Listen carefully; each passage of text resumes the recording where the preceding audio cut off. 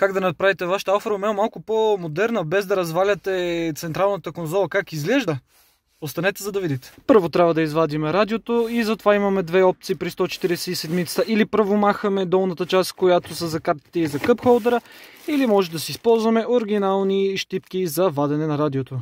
Всички знаем как става с щипките, така че нека покажем как става само с къп холдера и тези неща. Първото нещо, отваряме, размъркваме, махаме. Второ, с ръката назад побутваме и радиото излиза. Следващата стъпка е да търсиме тези трите букси, жълта, синя и зелена, като вадиме синята, за да може да сложиме нашето ново устройство. Новата синя букса се плъзга по зелената, докато чуеме едно щракване и тя вече си е дошла на мястото.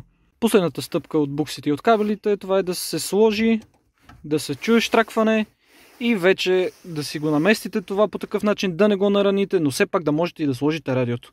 Вече след като сме му намерили място, е време да сложим обратно къп холдерите и поставката за карти. Сега вече е момента на истината. Как да го запалиме? Така да се каже. Включваме радиото. Имаме опция Changer, имаме опция CD.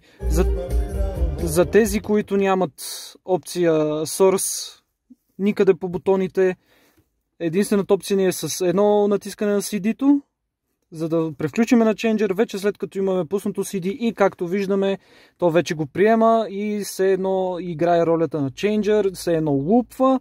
Това да не ви притеснява, след това си се свързвате с Bluetooth към устройството и си работите и е толкова по-лесно, няма вече трансмитери, няма други щуроти, където е сложено. Всичко е хубаво изчистено, запазен е външния вид на контролното табло. Така че, нека проверим как е и музиката.